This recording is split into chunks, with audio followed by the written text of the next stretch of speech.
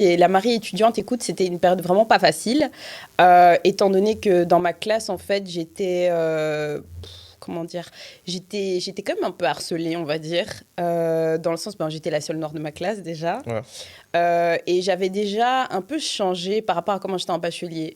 Malheureusement, quand j'étais en bachelier, je venais des quartiers, etc. Donc, dans la manière d'être, de penser, j'avais tous ces côtés-là, tu vois, genre. Et je pense qu'à ce moment-là, on m'appréciait parce que j'étais à la place où je devais être dans ce regard, parce que bon, le monde académique, c'est fort blanc, tu vois, donc voilà. Bon, désolée, t'es avec une sociologue, donc moi, j'ai pas peur de parler Ah non, de ben questions blanc raciales. directement. Ah non, non, tu peux aller. Oui, et donc, ben, quand je suis arrivée en master, en fait, comme je t'ai dit, genre, j'ai fait des conférences avant même d'être diplômée, tu vois.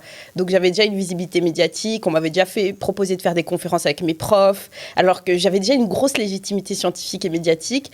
Et je pense que pour certains, ce genre de truc s'est pas passé, en fait, tu vois. Et en plus, je commençais de plus en plus à me politiser, tu vois, plus à comprendre les questions raciales, à me battre pour ma communauté, etc.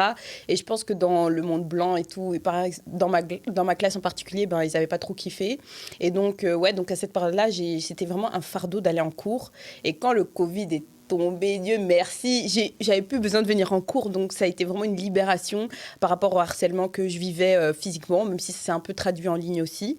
Et du coup, pour moi, c'était vraiment une bonne période quand même sur cet aspect-là. Après, c'est vrai que c'était vachement anxiogène parce que ben, du coup, on était enfermés, on ne pouvait pas sortir. Bon, même la réussite des examens, c'est aussi Ouais, quelque chose. c'était un On faisait les peu. examens en ligne et tout, c'était trop drôle. Bon, Dieu merci, il y avait quand même pas mal d'examens que j'ai réussi comme ça. Bon, sans tricher, mais quand Mais même, quand mais même. c'est quand même des dispositions qui m'ont aidée. Mais c'est vrai que c'était hyper anxiogène et j'attendais vraiment le moment où on nous libère. Et voilà, ouais, hein. Donc je pense que c'était vraiment pas facile. Et encore une fois, il y a eu toute la période aussi de Black Lives Matter et tout. Ça, c'était vraiment encore plus horrible pour nous, la communauté, je pense, et pour moi sur le plan individuel. Donc voilà, c'était une période vraiment très contrastée, un peu traumatique, je trouve. Et aussi, j'ai l'impression que quand même le Covid, ça m'a enlevé quelques années comme ça, tu Ah vois. ouais? J'ai l'impression que j'ai pas l'âge que j'ai. Là, j'ai 28 ans, mais j'ai l'impression Donc que tu j'en ai fais. 26. Ouais, Je vais voilà, pas te tu fais moins mentir. 3 moins J'ai 2 envie de moins faire moins 4. 2. Tu vois ce que je veux dire?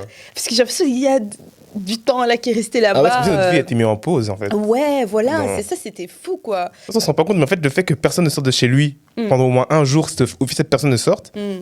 genre tout le monde entier était bloqué. Laisse tomber. Et tu sais quoi, je me rappelle très bien le jour où le Covid il est arrivé.